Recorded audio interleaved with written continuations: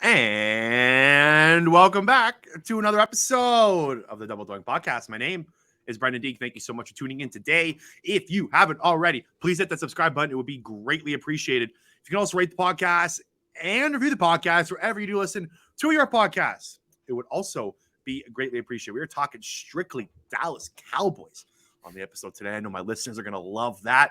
I am joined by the writer for the Dallas Cowboys for The Athletic, Jon Machota, is with me. Jon, my man, how are we doing? I'm doing good, Brandon. Thanks for having me on. No, thanks for taking the time to come on. Really appreciate it. Before we do dive into the Dallas Cowboys, I do want to start with you. So why don't you tell me a little bit about yourself and the listeners about yourself? How did you get to where you are today? How did you become the Dallas Cowboys writer for The Athletic? Yeah, so I'm actually from Detroit, and I was always big into sports my whole entire life, really. And I never thought I was a good enough writer to be a sports writer. So it wasn't really ever a goal of mine, like after high school or whatnot. So I actually went to a community college after graduating high school and went for law enforcement. I thought I was going to be a police officer. Okay. And so probably, I don't know, 6 months after finishing up that associate's, I was like, I don't know if this is really for me. I was in my early 20s. I was like, I think that'll always be there if I want it. Why don't I really go after something in sports? Let's just see.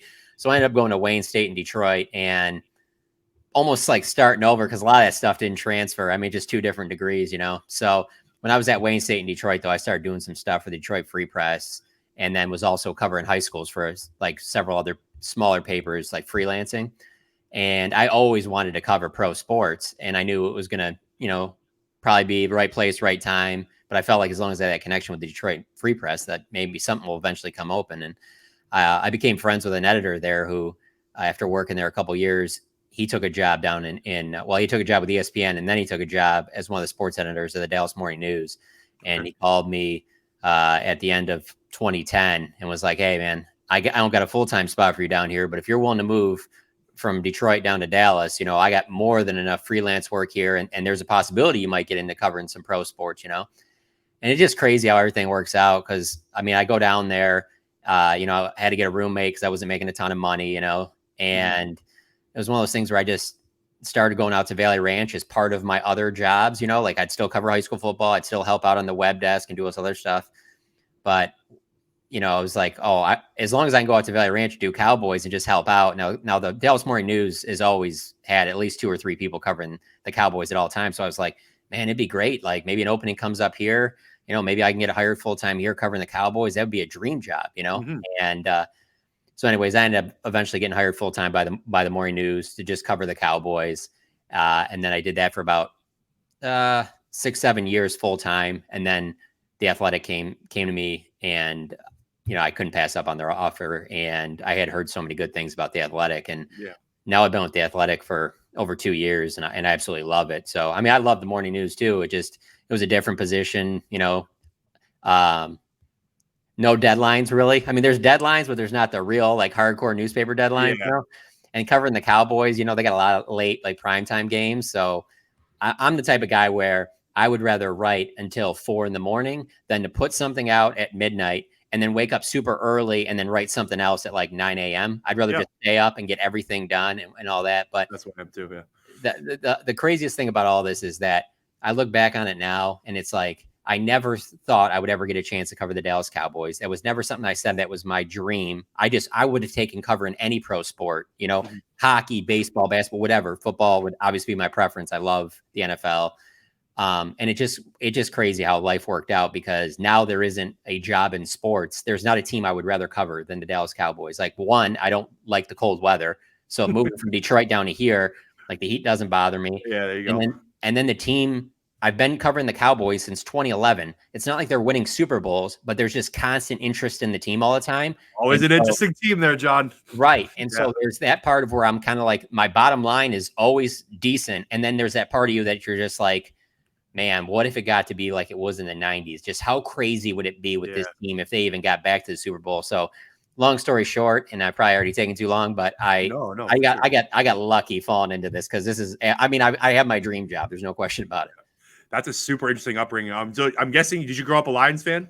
I did. Yeah. Okay. Are you still like kind of tinker with them and follow them a little bit, or are you kind of full on Dallas now? Yeah. I mean, I still follow the Lions, the Yeah. Tigers, the Pistons. But yeah, I mean, when you cover an NFL team, it's difficult to like really keep up, and then one, and then two, root. Like the Lions and Cowboys have played some really good games since I've covered the team. And had some really big moments and stuff like that. And it's funny the way like I've just been so conditioned to being a sports writer that, you know, if the Lions aren't playing the Cowboys, it's easy for me to be a fan. Like if the Lions, I would love for the Lions to win a Super Bowl more than anything, you know. But yeah, it is difficult to keep up with a team just because when you're covering another NFL team. But yeah, no, definitely there's still definitely, you know. But there's a part of me with the whole Lions thing that, and I've said this before to a lot of people, like, I don't even care if you are a Cowboys fan. Like, of course you want your team to win, but like, are you going to be really that upset if the Detroit Lions win the Super Bowl? Like they're like the laughing stock. Right. Yeah, makes sense. I'm assuming a lot of Lions fans have apathy kind of towards the team a little bit, like as well, right? It's been so long since it's been kind of the dumpster fire organization of the NFL. Trying to think if Detroit was like 04 Pistons. I guess the last kind of hoorah in Detroit. Did the Red Wings win after that? They were always in the playoffs. They have. I'm not a Red Wings. I'm not a hockey guy at all. But but I will say it's funny you bring up that 04 Pistons. 04 Pistons definitely planted a seed with me that probably now, you know, somewhere in there they factored into. I would say Barry Sanders and the 2004 Pistons probably are two things that contributed big time for me getting to where I am right now, because I followed that 04, 05, 06, even 03 Pistons so religiously. So I would always be reading everything and following all those writers and stuff like that. And then everything got taken another level in the late 2000s because Twitter came about, and then you could really get all kinds of information in that. Yeah. But that's when I really hardcore started following like beat writers and how they did their jobs and stuff like that. And especially when you're covering a team like the Pistons, when they were so good for several years there, like you're hanging on every free agency move, trade, draft, you know, and then they're always going deep into the playoffs. And so I think that's funny you bring up that, because 04 Pistons, no question about it, man. I diehard. I probably went between 2003 and 2006. I mean, well over 100 Pistons games. I mean, there was a point where I was like, me and a friend of mine, in that time we went and saw them play in New York, in Orlando, in Miami, in Indiana, Cleveland. It was like, we got to go on these road trips too. And like you said, they were like the only good Detroit sports team at the time. So yeah, no, it's funny you bring them up. Yeah. I'm trying to think. LeBron, I think, kind of dismantled that team, right? Was it 07, 06? Yeah. Right? He had that one last run, and that it all kind of fell apart there. But I'll never forget. I was in the building when LeBron just went off, and that Pistons team was so good on defense, and he literally, whoever they put on him, he literally just took over, and you're just like, well, this run's done because this kid's not going anywhere. Yeah.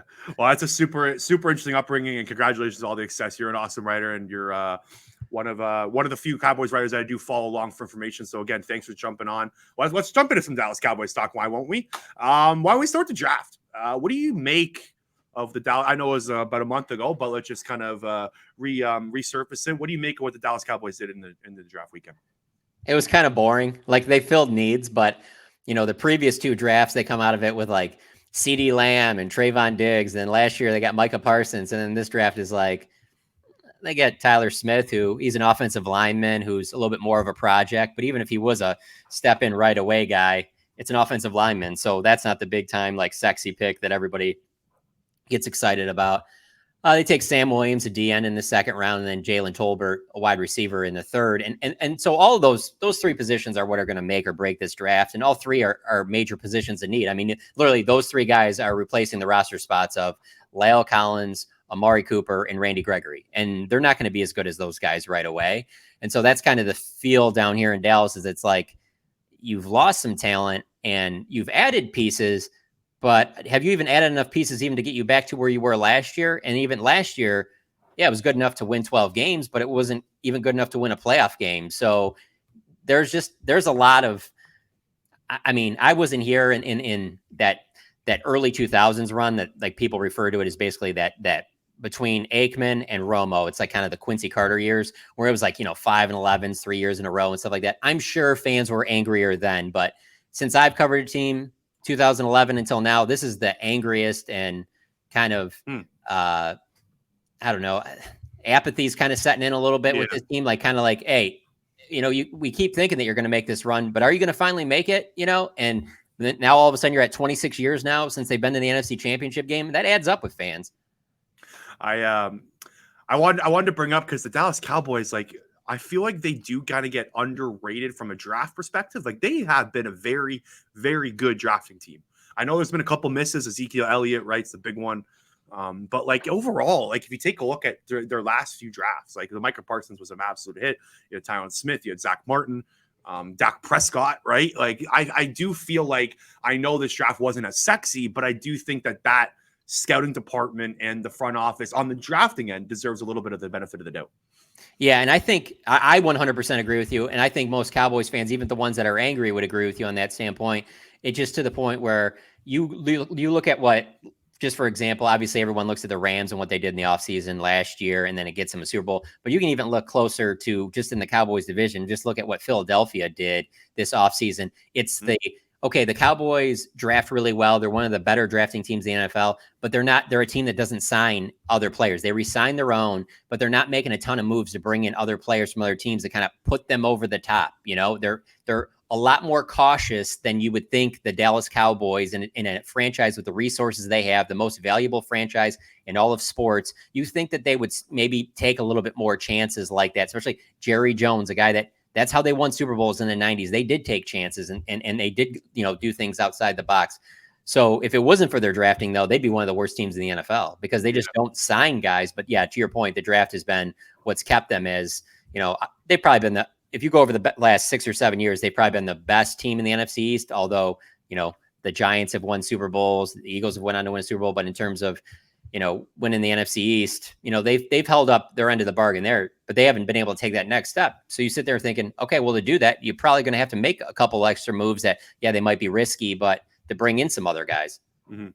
I want to specifically talk about two guys that you mentioned, Jalen Tolbert and Tyler Smith. Let's start with Tolbert. I do think Tolbert's some more just like, I guess, juice guy in the draft, right? He's a receiver. People love receivers. I love scouting wide receivers for the draft. It's kind of like one of my favorite things to do as I've gotten older following this league. But Jalen Tolbert's a guy I really liked. I thought it was good value in the third round, considering that like Tyquan Thornton went in the second round. Like I thought that taking Tolbert in the third is way better value than a Thornton in the second. What does his role in the offense look like? I think OTAs have already started, correct? Have you seen anything from him so far? But what do you expect, I guess, for him to look like in this offense? So last week they had their first OTA practice open to reporters last Wednesday, and everything you just said, that's what we're looking for is, okay, so how are they going to utilize Tolbert? Where is he going to be at? Well, he was off on the side working on resistance cords because he's dealing with some type of a soft tissue injury. So he didn't do anything.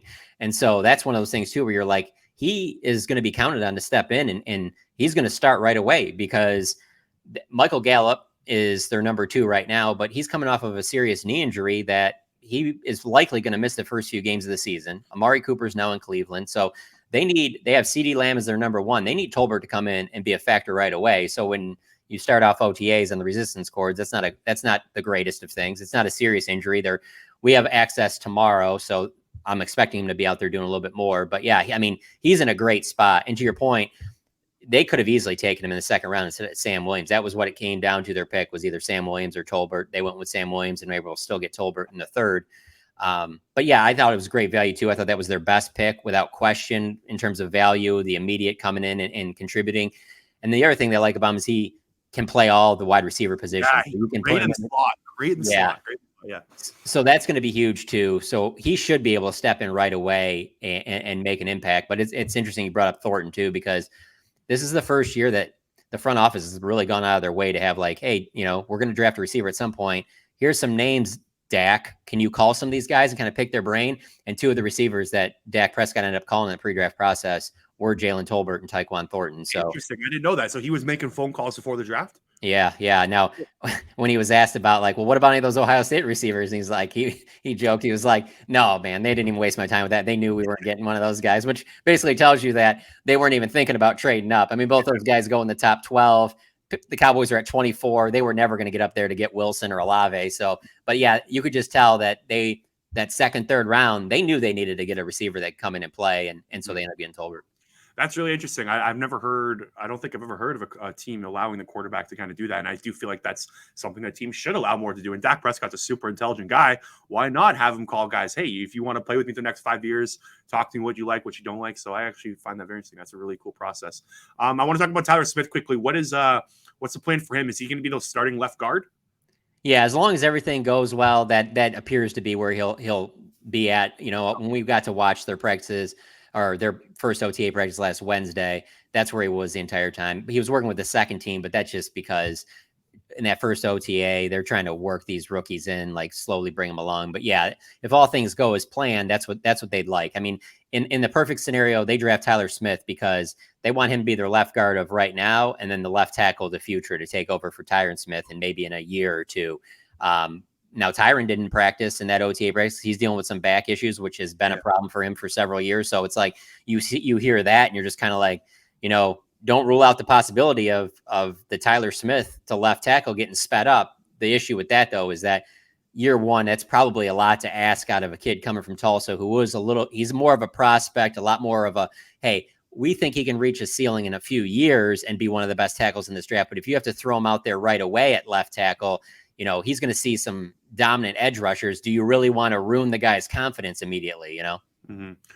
I want to talk about Tyron Smith. That's what give me my next question, because I was doing a little peek on overthecap.com today. I was looking at some contracts and I came across Tyron Smith. And this is according to overthecap.com. I'm 99.9% sure this is accurate. If the Dallas Cowboys were to cut Tyron Smith after June 1st, they would save $13.5 million this year and next year. That is $27 million in cap savings over the next 2 years. Is there any possibility that Tyron Smith isn't on the roster come week one? I would never say there's never, because in the NFL, there's just always a possibility of something happening. I would put it at less than 5% chance. Okay. I mean, now next year, yeah, I could see that being a possibility. They're just too young at offensive tackle. Like, okay, so there are ones right now, if everyone's healthy and they're playing this Sunday, Tyron's your starting left tackle, Terrence Steele's your starting right tackle, and he's still a guy that, like, he's got a couple years of experience, but he's still, he needs some time to fully grow into his role. But behind them is Josh Ball, who was a draft pick last year, and then Matt Waletzko, who was a late draft pick this year. So it's like you're real young at offensive tackle. They don't really have another veteran there. So next year, though, I could see them possibly getting out of that. But I would be very surprised if they did it this year. I think Tyron Smith has at least one more year with the Cowboys. Yeah, the reason I brought it up, because I look, I don't know how the Cowboys fan base feels and how like internally they feel, but he's got to have been a frustrating guy over the last couple of years. Like constant nagging neck injuries, and those are type of injuries that just don't go away or really get better, right? Like those are kind of the injuries that he's at 29. How old is he? 30 now? Something like 31. Yeah, I mean, right? He got in pretty young in his career. Yeah. I mean, they drafted him when he was on the tires, right? Like, right. Been beat up. So I feel like if you were able to save $27 million, and if Tyler Smith, let's say, shows up at a training camp, or let's say he shows out at OTAs, plays really well, like, I don't know, I'm just kind of just connecting some dots here. I feel like that because there's going to be some cuts coming over the next week or two, right? The post-June 1st cuts do happen. So I was just kind of connecting the dots and seeing if that, but you are right. Like they're throwing Tyler Smith out there week one is probably not the most ideal scenario. And they really need a left guard. That's the other issue. I mean, Connor Williams was their starting left guard last year. He signs with Miami, but they were never going to re-sign him. He was fine, but he definitely he had some good moments, but he had a lot of bad moments too. Leading the league with penalties last year. So they need a left guard too. So that's the other issue where it's like, yeah, even if Tyler Smith looked great, I think they would prefer him to be their left guard at least for this year until they go out and get some more reinforcements at those positions. But yeah, it's funny because when I started covering the team, my first draft I covered was 11, which was Tyron Smith. He's 31 right now. I just looked it up just to be sure. So in 11, that was the first draft I covered. And that was a time when Jason Garrett was taking over the team. Tyron Smith was his first draft pick as head coach. And their number one thing was they were going to turn over the offensive line. It just had gotten old from the, Romo's years. They had to get younger on the offensive line. So in those next few drafts, you go Tyron Smith, you go Travis Frederick, Zach Martin. They're hitting that stage again now. Home run hits there. Yeah. So they're hitting that cycle again where they got to start making that offensive line younger. So they move on from Connor Williams, move on from Lyle Collins. Tyron Smith will probably move on for him in the next couple of years. And now it's going to start, where you'll probably have Zach Martin can probably still play at a high level for several more years. But outside of that, they're starting to, cycle into the future up there. So, I mean, it'll be strange not to see Tyron Smith on this team. But as you point out, back and necks, it's not even really just athletes. Like human beings in general, like when you start having back and neck issues, it generally doesn't get to a spot where you're like, yeah, I go to the chiropractor now and it's completely gone. It's like, no, you manage it. They'll find ways, and there's different things you can get done that'll manage it, but like you can live with it. But can you get in the violent car crashes that you have to get into every Sunday for 17, 18, 19, 20, 21 weeks? And the other thing is that just like the edge rushers and the variety of edge rushers you go against today in the NFL, I mean, you can't get away with not being close to 100%, even if you're as talented as Tyron Smith is. So yeah, it's not a great scenario for the Cowboys. Okay, so Ezekiel Elliott, let's talk about him.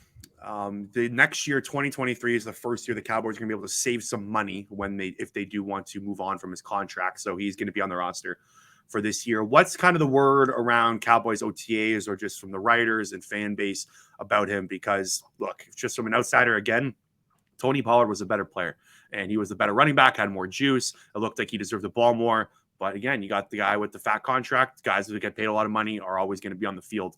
What's the latest on him? Does he look better in shape? Is something going to change this year? What's kind of your mindset on Ezekiel Elliott heading into this year?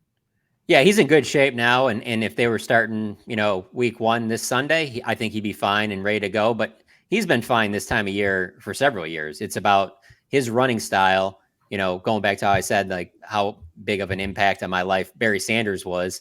Like Zeke's the exact opposite runner than Barry. Like he is always into contact, where like Barry almost never got. I feel like I've seen Ezekiel Elliott take more big hits in like a single Cowboys game than I saw Barry Sanders take in his entire career. Yeah. And so that adds up after a while. And then the fact that he was that bell cow running back for Ohio State too. And then he comes to the Cowboys and right away, 2016, I mean, there's no like easing you in. I mean, the only running back in the league that can even compare in terms of that workload is Derrick Henry, who obviously was taken in the same draft class. So there's just a lot of wear and tear there. So it's like, yeah, right now he's fine, but how is he going to be after week 2, 3, 4? And that's what happened last year. He gets the knee injury in week 4, continues to play through it. And I agree with you, and most Cowboy fans will agree with you on the Pollard take. The only problem is that Pollard then got his plantar fasciitis. So during the back half of the season, neither of them are 100%, because this is where I think they'll be at their best, is if you can get them both on the field more often. And I think this season will really allow you to do that, especially when you take away somebody as dynamic as Amari Cooper. There's more touches available. And in Tony Pollard's time with the Cowboys these previous 3 years, every single year his rushes and his targets in the passing game have gone up every single year. So I expect that to continue. But he has to stay healthy. That's the big issue there too. But if he does, I mean, he's an absolute home run threat. He's going. This is the final year of his rookie contract. He needs a big year. So they need both of those guys to play well. Mm-hmm. I, as an Eagles fan, watching Elliott do that serial celly, it pisses me off every damn time. There was one game I remember, I think it was Sunday night, where he hurdled one of the Eagles linebackers. I can't remember. He was just a monster that game. He was definitely a division killer in his good years. He's only 26 years old. Like I think about like we're talking about like a 26-year-old guy on the back end of his career. Like that position is just, there's so much turnover on it. It's pretty incredible. Okay, I want to talk about Kellen Moore quickly. Do you think Kellen Moore took a step back in 2022? Did he look the same as he did in 2021? Because I kind of feel like the offense might have not been as creative or just had that kind of touch as it did the previous year. What's kind of the future look like for him in that organization? I mean, I think his future is good. I mean, through the rest of this season, but the offense has to get back on track to wait. Like, I mean, the first 6 games last year when they were clicking, it felt like there was just a lot of things at his fingertips that he could do. And it just seemed like during the back half of the season, particularly after Dak got the calf injury in week 6 at New England, they have the bye week and then they don't have Dak the following week. So it's like a different game plan for Cooper Rush. But then even after that, they play Denver, get blown out. Like they weren't the same after that. And you would see the offense open up against the bad teams. But when they played the good teams, it was like things got tightened down and you didn't see as much variety. And that's the thing where that'll be for me, where I know that, Kellen Moore took the next step, is when you can see some of those big hitter plays in the big games against the good teams. And there weren't enough of those in that back half of the season. Because the way they started the year, after that, especially after that New England win, I mean, they looked as good as anybody. Dak looked awesome. I mean, he looked great, man, against Eagles on Monday night. Like, he was a killer. Dak was awesome. Yeah.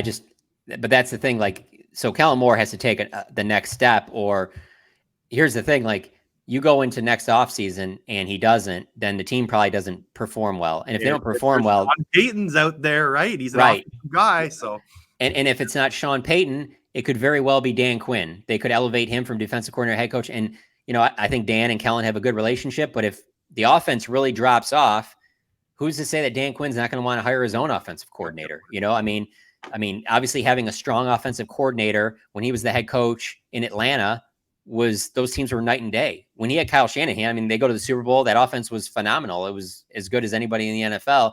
Shanahan leaves, obviously goes to San Francisco, and things just weren't the same after that. So I don't see Dan Quinn taking that head coaching job if he's not fully sold on who the offensive coordinator is. Now, with the Cowboys, that always could be sold by Jerry as like, this is a package deal. We'll let you be the head coach. You got to take Kellen with you. I mean, that certainly is a possibility, but that's an issue. But then, like, as you said, the Sean Payton thing, I mean, that's going to be a week-to-week topic down here. I mean, every time the Cowboys lose, his name's going to get mentioned, So everyone's going to connect the dots with that one. So this is a huge year. Very talked about radio conversation in Dallas lately. Yeah. Oh yeah. Yeah. And yeah, there's just so many connecting dots between the two of them that it makes sense that naturally be that way. So, so it's a huge year for Kellen Moore, but I mean, it's just such a huge year for Mike McCarthy too, to keep this staff together and keep heading in the right direction, or the Cowboys, I mean, Jerry Jones is going to go in another direction. Yeah. A couple quick ones for you here. What's the latest on Kelvin Joseph? Is there anything on his legal issues? Is he going to be around? Like, it's kind of went quiet ever since that video came out. Yeah, so he's been at everything in the offseason. He was at the OTAs we were at last Wednesday. As of right now, it seems that, they arrested 2 guys involved with the shooting. And, there hasn't been anything else that's come out in terms of, any type of punishment or Kelvin Joseph needing to be further questioned. So that doesn't mean that there isn't going to be any legal action. That doesn't mean that there's not going to be something that comes down from the league, some conduct detrimental to the league suspension. That stuff's all possible.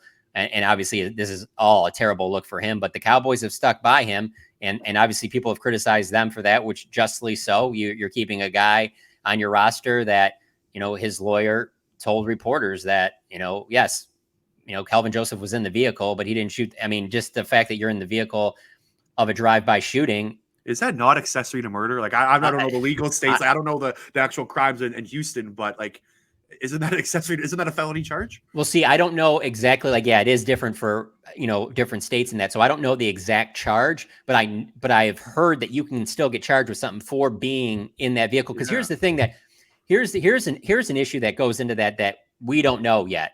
And that's, if he was an antagonist, see, what happened is there was a fight that started before this. That's what kind of, led to this as being the next step. When they were leaving in the car, that's when they shot at this individual in this parking lot at a bar in Dallas. So if he was an antagonist in this, then yes, by all means, then he could be charged as well. Even though you don't pull the trigger, you can be, a part of the reason why this thing even happened. I mean, my big thing on it, I was just like, I mean, just being involved with a drive-by and no bullets come close to hitting anybody is terrible, let alone hitting somebody, let alone killing somebody. So yeah, it's hard for me to believe that just everything, no, nothing's happened. So it looks like he's going to be good to go. He'll be out there. Like, I wouldn't go on that. Having covering the Cowboys for over a decade, I see them having him around because they feel like it's better for him to be around than if he's not. If you suspend him and he's on his own, what could potentially come of that, not only with his football career, but his just everyday life. So they've done that with other guys with some off the field issues. So that doesn't surprise me. But at the same time, anybody that wants to criticize the Cowboys for having a guy on their roster still and not at least suspending him, they deserve all of that criticism as well. Okay, one last question for you, John, before we get out of here. I kind of want to ask a big picture question because I'm kind of curious from your angle here. So how do you think the team has been handled from, like, I guess, top up? Jerry Jones took over since Jerry Jones has been the general manager. We kind of already touched on this, but only 3 playoff wins since 1996. I do think that's been exaggerated because I do think they've had some good rosters. They just haven't kind of finished it off. Like those Dak Prescott cheap quarterback years, I think was kind of a wasted kind of time slot in this franchise. what does the fan base and what do kind of maybe you think about Jerry Jones as a general manager still running this football team? Well, you're not going to find a fan that would stick up for Jerry Jones, the GM. Really? Okay. No, they're all ready for someone to actually be hired as a GM, and rightfully so. I mean, Jerry Jones' track record, you've been fired a long time ago. I mean, even after winning the 3 Super Bowls in the early 90s, if you had the track record that they did going 5-11 3 years in a row in the early 2000s, you'd lose your job after that. My view on this is, and which this is part of me, like a lot of people that cover the team are from Texas or, grew up following the Cowboys and stuff like that. So they've always had the Cowboys as kind of, their past as their barometer. Well, I can use the barometer for me as the Lions. And yeah, for what Jerry Jones has done, great for the Lions. For the resources the Dallas Cowboys have, like it's got to be better. You can't go 26 years without getting at least to a Super Bowl like appearance, winning an NFC championship game. Like, I'm sorry, like the resources they have, the franchise, your ability to sign free agents, how many people want to play for the Cowboys. Like, you just have so many advantages over other teams that you have to have. Like you mentioned the Eagles. Okay. 2017 Eagles are just, that was such a game changer for me, that team winning that Super Bowl. Cause it just showed that like, you don't have to be this team that just is like, yeah, we've been building for decades with this just monster roster, and then now we got to tear it down. It's like, no, you can kind of catch lightning in a bottle and get hot at the right time in today's NFL, and they're not doing that. And so, and one of the key pieces I will point to too when I say resources of the Dallas Cowboys, I'll give you one because a lot of people talk, everyone's got a salary cap. That's fine. Like there's a certain level, and I'll argue this with anybody because I would never believe I'm wrong on this, but there's a certain level of a coach, for example, and even probably GM that you can get for the Detroit Lions. You can get anybody you want at any of those positions for the Dallas Cowboys. Dallas Cowboys head coaching job is the biggest head coaching job 100%. On planet Earth. It is 100%. Now, many people will make this argument that have been around here a lot longer than me. And since I've covered the team, I totally believe it too. There's also a part of Jerry Jones that doesn't want some coach after how Jimmy Johnson got all the spotlight. He wants to still get his shine. Do you think that's something to do with it? McCarthy seems like a yes man, right? Like it just seems like this guy Jerry could control. So you believe that kind of has something to do with it? Jason Garrett too. Yeah, no, I mean, I wasn't here when Parcells was the head coach, but everyone tells me how much they butted heads, and obviously very publicly everyone saw how things went down with Bill Parcells didn't want Terrell Owens, and then Jerry forced him on him, and it was the beginning of the end of that deal. Mm-hmm. And then ever since then, just look at the coaches they've hired: Wade Phillips, Jason Garrett, Mike McCarthy. I mean, believe me, you can be critical of those guys and call them yes men. So just in case anyone thinks I'm just taking shots at those guys, you can say that I'm a yes man. If you tell me I'm going to be the Dallas Cowboys head coach, let me go ahead and give it a try. And if it doesn't work out, I'll be the Dallas Cowboys head coach and I'll be a yes man. That's fine. So I get where guys come from on that because they want the job, and Mike McCarthy said a lot of things at his opening press conference that they surprised people where he was just talking about like, well, yeah, I said that because I wanted the job. Like, and where people are like, whoa, like, okay.